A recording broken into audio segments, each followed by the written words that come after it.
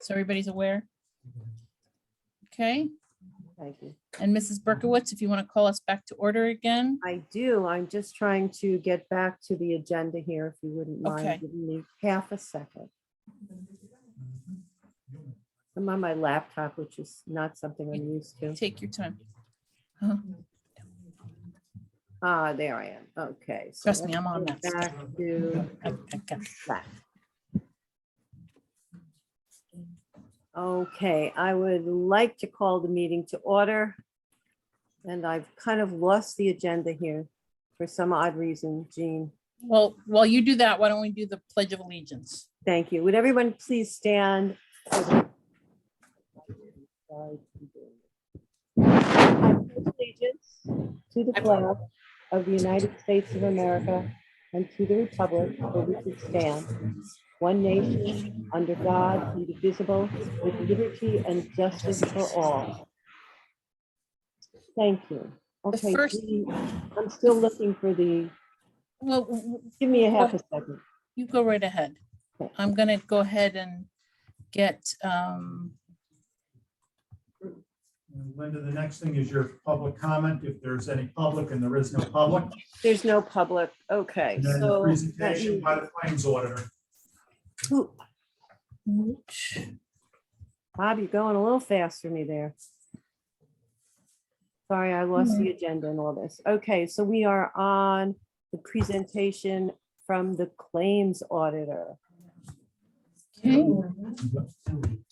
All right, You have no idea how important you are.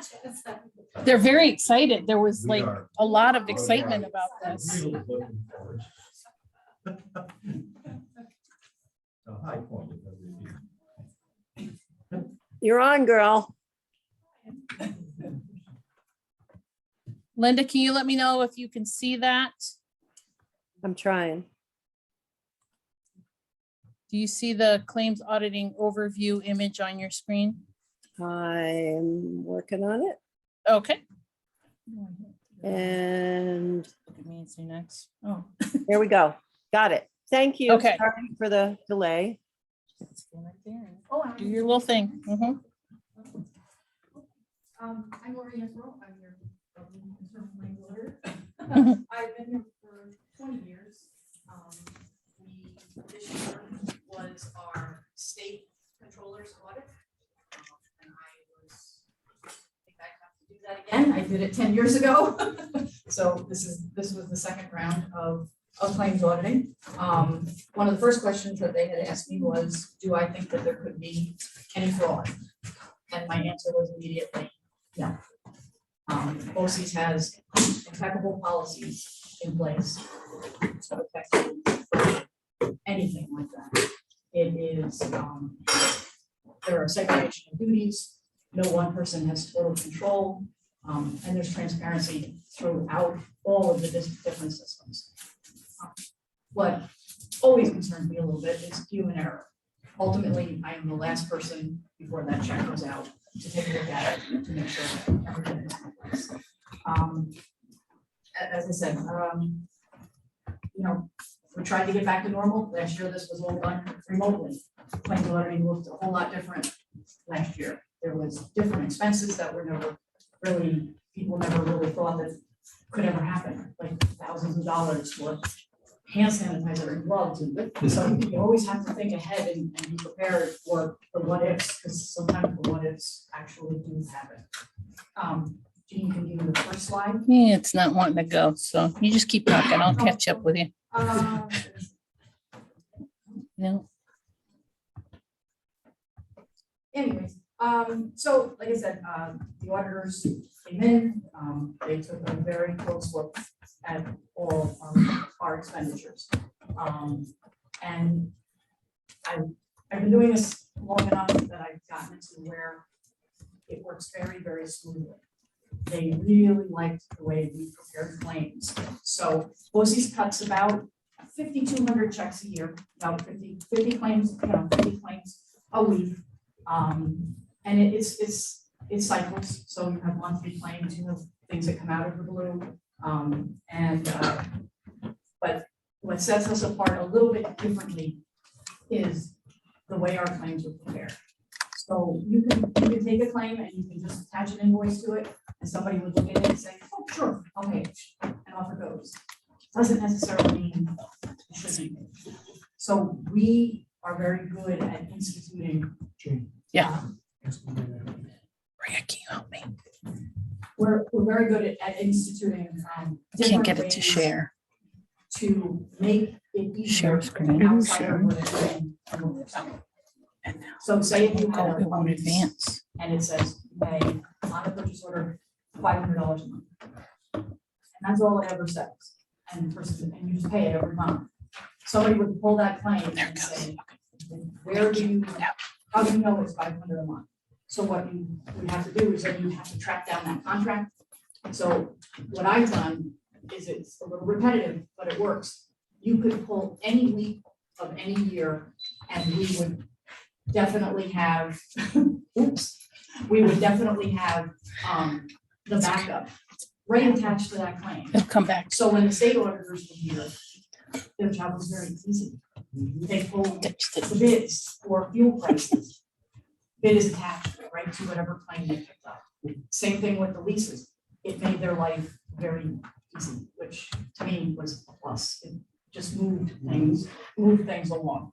It'll take a minute for it to We've come also back on again. instituted blanket POs. A blanket purchase order is something that you just have out there. You allot a certain amount of money for, say, the trading post, and you get keys and you get plumbing fittings. Something that you really wouldn't need to do just a purchase order for.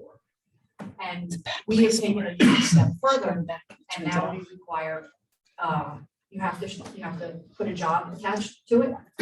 You have to put a student lesson attached to it if it's food, like for culinary or for some of the other cooking classes that they have, just to make sure that they know that there's transparency. If you're buying something, it says right on it, and the auditors really like to see if you bought plumbing fittings, it was for the bathrooms, if it was food, So that one I was very, very happy with. Basically, duties was Jeannie.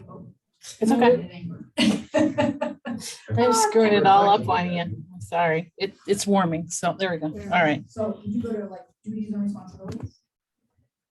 There was fraud. That's why there are. Yeah, we remember. That's that. why, Yeah. oh yeah. And That that's was a big that's deal. no problem. And that's what the state comes in looking for. Are we on the right one? See, one more. One more. And There you go. Okay, so this is just a basic overview, of the same thing of what I'm looking for. Most of the time, it is just human error. Somebody puts tax on something that's not supposed to be taxable. Somebody adds mileage where there shouldn't have been mileage. It's just a matter of checks and balances. Next one. Thank you. Travel reimbursement. Obviously, for the past 2 years, there has not been much travel. Webinars have been wonderful, because all you have to do is provide me with proof of attendance and it gets paid. Travel is starting to pick up again, but with inflation and costs and everything else associated with it, I encourage everybody that I talk to, webinars are still a good thing. They're still a very good option. It's not as much fun, but it's still a good Still good. cost-effective way to still get the trainings and still save money at the same time, especially since we don't know what the future is going to hold. Next, please. That's just an overview of my duties, but I will tell you for go to the review and monitor student club accounts. So this is something new. Yeah. I've been doing this for over a year, and if you, Jeannie, can go to the next screen. So this is just a sample. We have 4 student club accounts, and the club accounts are run really by the kids. There's an advisor or a treasurer, and they vote, and it's really what they want to spend their club money. They fundraise, and we do profit and loss, so we know if the fundraiser was profitable or not. But most of the things that I look for, I want to see, do the kids know that they're having their money spent on a party? And if it is, what, or a reward system or whatever they vote for. So there always has to be dual signatures on the checks. Not one person can sign. We also make sure that it's the appropriate vendor. We don't want the teacher going out, spending all the money, and then getting reimbursed. It's so much better when they can go through Amazon, go through a company that proves that that's where it came from. We also do, like I said, student approval. In that particular case, there was no reconciliation of the bank statement. So there was a $76 charge that nobody could tell me what it was for. So through investigation, we finally found out that it was a bounce check. So I made sure that we followed up with the person and they replaced the funds. Same thing with on the cash sides, we want to make sure that the deposits are, there's not a lot of cash sitting around. Like if you do a fundraiser in January, that shouldn't be deposited in April. So timely deposits have to happen. What was it for? What did you spend it on? What did it? So we also list that. And I also list the outstanding checks. So if something doesn't clear before the end of the year, we know where the problem lies. So I do that also for the four different club accounts. And the final slide is what you're all familiar with. I try to give you as much information as possible. Like I said, most of it is just common human error that ends up, when things have to be either voided or reissued or, another check cut. Same thing with the payroll. Payroll, I just spot check new employees and I basically look for what the board, see, you're signing off, you're approving personnel items. So I look at the new hires and I make sure their names are correct, their dates are correct, their money is correct. You're approving it. And if it goes into our system and it's not right, and something does not add up, it's easier to catch now than it would be later, because a missed date or something could actually affect someone's tenure. So I try to do 4 new hires every pay period just to get, an overview for you. So we owe you extra thank you. That's okay. And that's it. It's been a great year. It's nice to have the kids back. It's nice to see expenses, benefiting, the kids. So it's been wonderful. So that's it. Well, thank you for doing such an important job. Thank you. I appreciate it. I would like to say something while you're there, Lori. Okay. Lori, I have been told is leaving us I am. for pastures with younger children. And Lori, thank you so much, because you have done a great job with us. And I'm only saying it now because I know this is the last time you'll probably be in front of the board. And it's just you're going to be missed. Thank you. Thank you. You'll be missed by all of us who ask questions about that claims audit report every month. Maria. Ken's a big one. Ken and Linda and Sue, big on that claims audit report. Maria, I've offered. I can't get that off. Thank you very much, Lori, and thank you for the explanation. Yes, thank you. Appreciate Thank you it. for this Can, report. can I ask you, Linda, what do you see on your screen right now? I see 4 images, one of each of us who are on Okay. Zoom and the board. Okay, good. Well, we don't. We can only see the. Click on the- You see the rest of the claims thing. I can't get the I see it mouse on your screen there. I can see what's on your to screen. react appropriately. Yeah. Our computer is acting Press quite. escape when the computer- Well, while our computer is acting quite, this presentation was informational. We will actually get to the claims audit report in a bit. No, I think it's- No, I'm going to move us along to item number 6, which is the consent agenda. Is everybody okay with that? Dean, am I giving you a hard time if we move ahead? No, somebody else is dealing with the computer, so I'm good. Okay, Maria, am I giving you a hard time if we move ahead? No, we're just trying to figure out how to get the screens in the room. Okay, well, I'm going to talk about the consent agenda then. The consent agenda is an action item, so I need a motion to accept the consent agenda. Thank you, Ken, and thank you, Carol Bliefernick, right next to him. Any questions on the consent agenda? Then I'd like to call for a vote. All those in favor, please, by a show of hands. It looks unanimous, but I cannot see everyone, so thank you, Carol. Thank you, Kathy, rather. I finally saw you. So it's unanimous, Jean. Thank you very much. Item number 7 now is approval. Did I miss something? Approval of the minutes of May 10th, consent. That's within That's the in the consent agenda. That is on the consent agenda. Okay, so I have to get to number 7 here. That's financial management. Wait a minute, did we actually do the vision statement? Yep. It's all part of it. As It's part all of the part of consent it. agenda. Okay, I'm sorry, I'm reading it on an unusual way.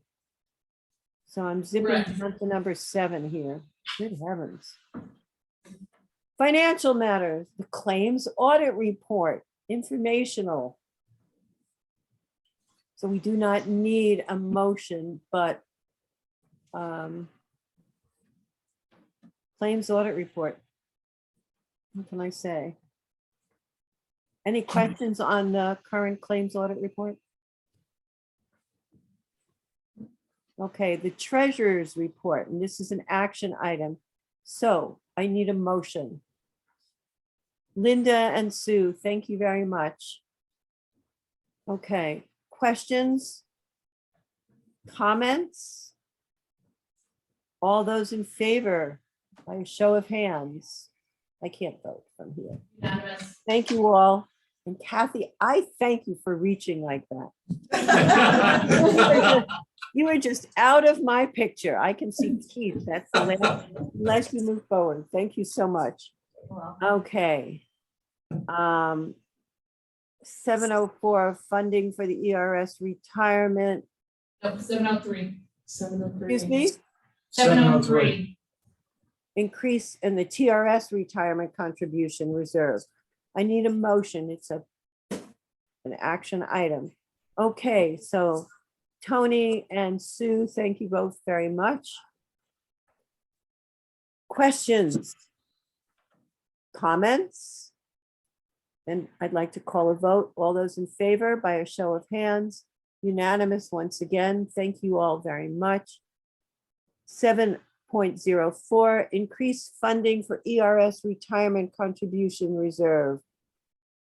Again, an action item, so I need a motion. Sue, thank you. Anthony, thank you. Questions?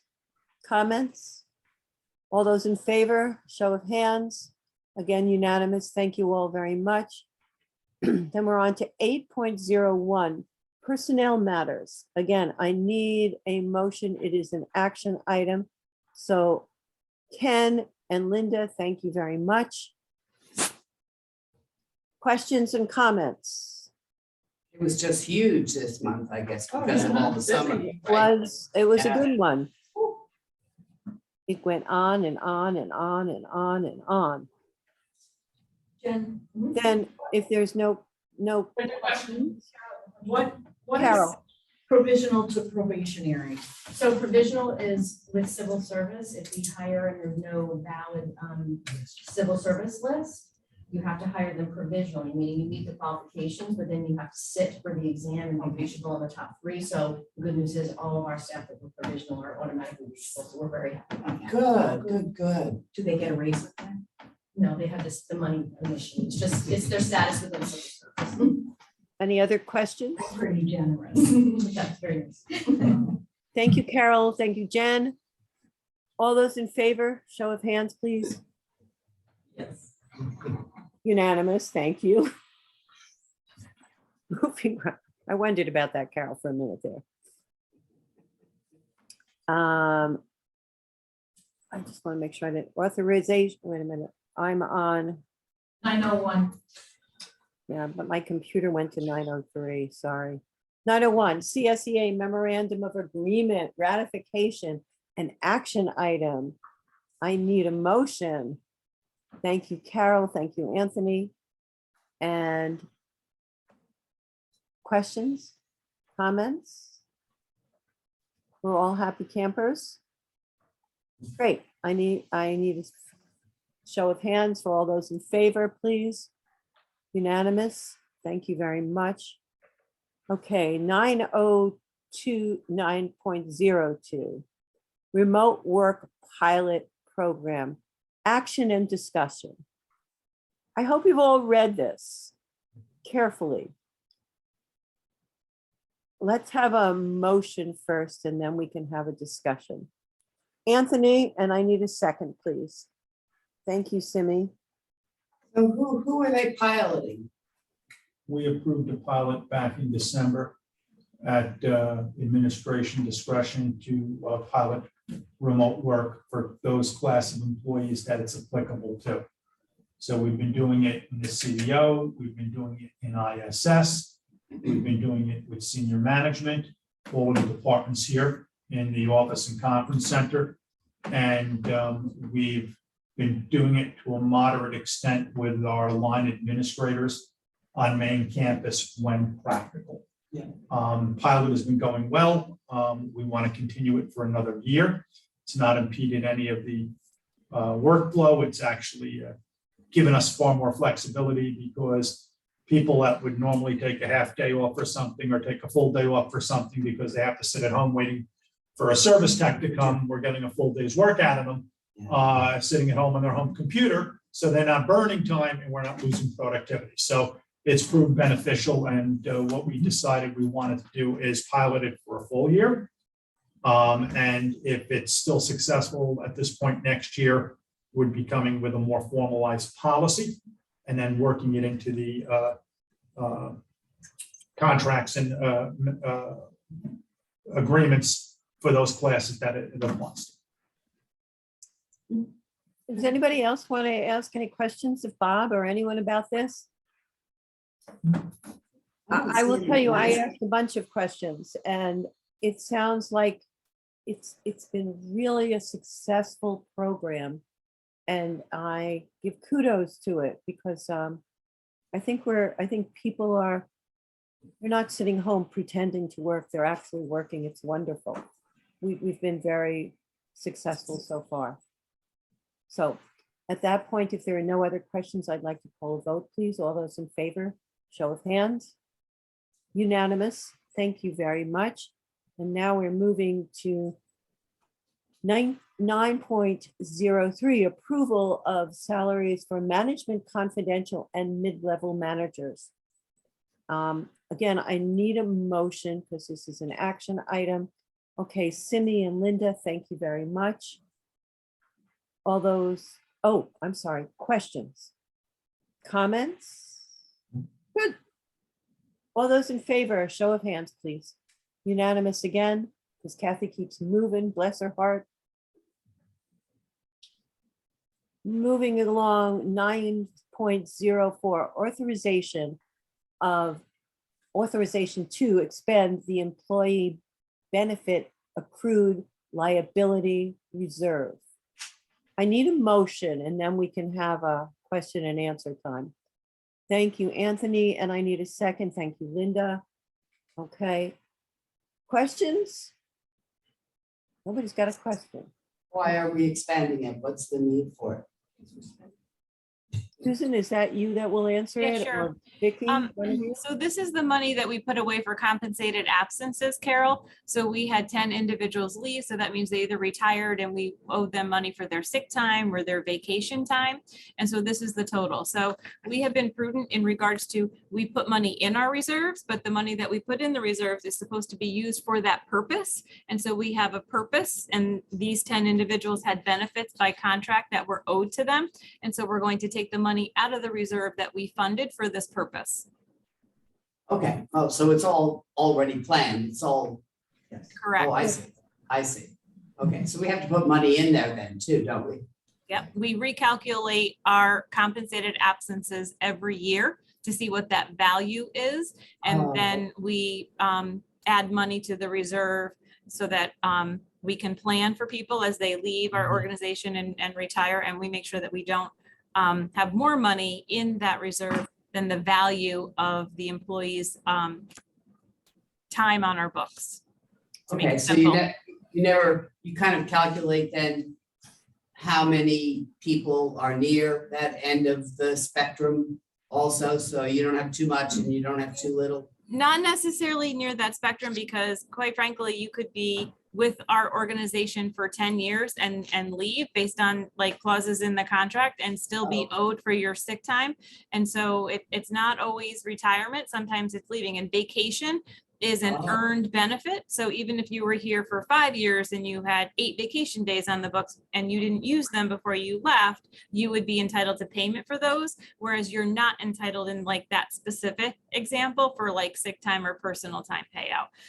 So we look at it holistically, and we kind of monitor how many employees we have and what the value of our total compensated absences are at the end of each year, and then use that as a planning tool. How accurate have we been, Susan? Well, if we were ever to not be in existence, this is an obligation that we owe, these employees, so we try to make sure that we're covered, and each year it varies depending upon how many people leave the organization. Like 10 is kind of like a ballpark average number. There are some times that we only have 3 or 4, and there are some times that we had like close to 20 people because we had a large number of retirements and higher turnover in a specific year.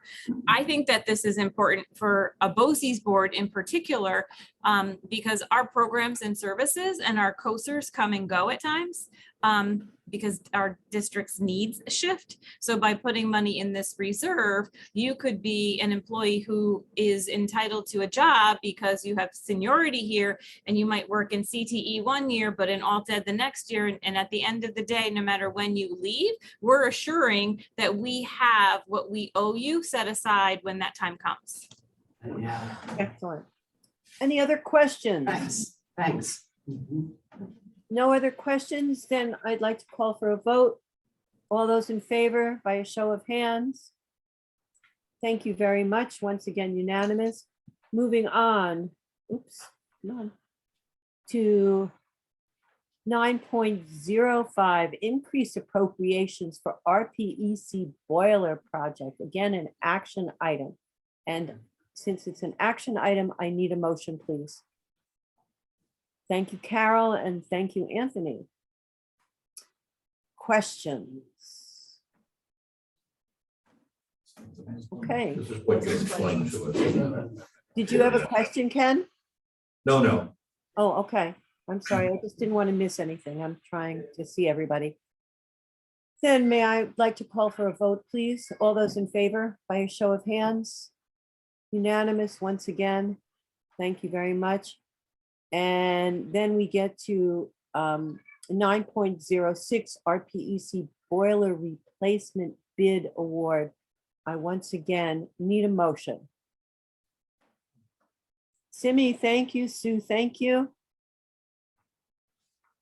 Questions? It's kind of straightforward, I think, on this one. Okay, then I'd like to call for a vote. All those in favor? Again, unanimous. Thank you all very much. Moving along to number 9.07, reappropriation of capital funds. Again, I need a motion since it is an action item. Linda, thank you. Sue, thank you. Questions, folks? Everybody straight on this? Good deal. All those in favor? Show of hands, please. Unanimous again. Thank you all. Moving down to 10.01, policy manual. This is a discussion. So everybody has had a chance to look at these, but we have also had a group of folks on the policy committee who have gone into great depth on these. So Can I touch on that, Linda? I would appreciate it, Bob. Thank you. So I want to thank from the board, Carol Bleefernick, Tony Sinecor, and Ken Hilton, under the guidance of Jean Hewlett. 2 years ago, we started going through, how many policies, Jean? 187 policies. And we literally went through it page by page, line by line. Jean did most of it. Yeah, Jean's the hero. She did page by page by page by page by page. Go back and do it again, page by page by page. Yeah, so she did like mule's load, and we followed the mule. Well, you reviewed every single That one. sounds- I don't know about that, Carol. Wait a That's minute. really bad. Come up with a I'm better so analogy. That was weird. So we are ending up with 195 policies because we've added some, we've taken some away. Yes. And this is our second time, this is our second round of the policies. And we sent them all to Erie One, the 195 policies, they sent them back. And there were about 17 that they had questions on or wanted us to modify or look at. And so we did that as well. Next meeting, we will be presenting all of them as a first read with all the new policies, all the revised policies, everything as our main policy manual. And then we'll have a final read and final acceptance in August. And if you guys have any questions, concerns, want to look at any policy, I've placed them all in Board Docs, but you can also give me a call, I can go through them, pretty much verbatim now. And some of them are pretty relevant and exciting. I mean, as far as the world we live in, you know, they're really up to date, vaping and all that. I would just like to add something to this. Bob and I had a conversation about this, and he made a point to me that I think is worth sharing with the board, that there are all these wonderful policies and we didn't turn them over to anyone and just accept what their changes and updates were, that this policy committee, and I congratulate you on a job extremely well done, went over everything. So it's not like we just accepted Erie One BOCES, is that accurate? Yeah, we didn't just accept Erie One BOCES, but Bob and Jean and the policy committee went through everything, and It irritated them, that I kept saying, no, we don't want to do it that way. Are you sure you don't want to? Yeah. thank you all very much. So this was just informational at this point. Correct. It's not we're not voting on it till the next meeting. The first reading will be at the July meeting, at the reorg meeting, and the final reading and adoption will be at the August meeting. Our goal is to have them adopted so they can be uploaded in live before September. Thank you, thank you. On to the next thing, which is item 11, which is administrative reports. So the only thing I have to report is that this is Kathy Russo's last meeting with us as the representative of Tri-Valley. Keith Stryker will be officially taking the seat at our July meeting, and we've already briefed Keith on his primary responsibility as the Tri-Valley Absolutely. representative on the BOCES Board of Education. But Linda, you won't be able to enjoy this. Kathy, Jean picked up a cake for you. So at the conclusion of the meeting, I invite you all to join us for a moment to have a piece of cake. And we thank you so much for everything you've done over the years and your contributions to the board, and most of all, for your interest in what BOCES does and for the care and concern you have for the children of Sullivan County. Thank you. Thank you, well said. I have nothing I could possibly add to that, except Kathy, thank you for all that leaning forward for this meeting. I really appreciate it. I'm done for the year now. Okay, you are not quite done for the year yet, but you've got the very last say in this meeting. So I need a motion for adjournment. I make a motion to adjourn the meeting. Thank I'll you very second. much. Thank you very much for that second. And all those in favor, please raise your hand. I am very sorry I'm not there for this cake because I'm betting it's good. We'll let you Thank know. you all very much. We're adjourned. You can stop recording us, Jean. Good night, everyone. Thank you, everyone. Bye. And thank Enjoy you. those See you kids. all at the July reorg meeting. Please look at the date. Please give Anthony your sheets of paper. That's And fine. I appreciate it unless you've sent them to me. Okay,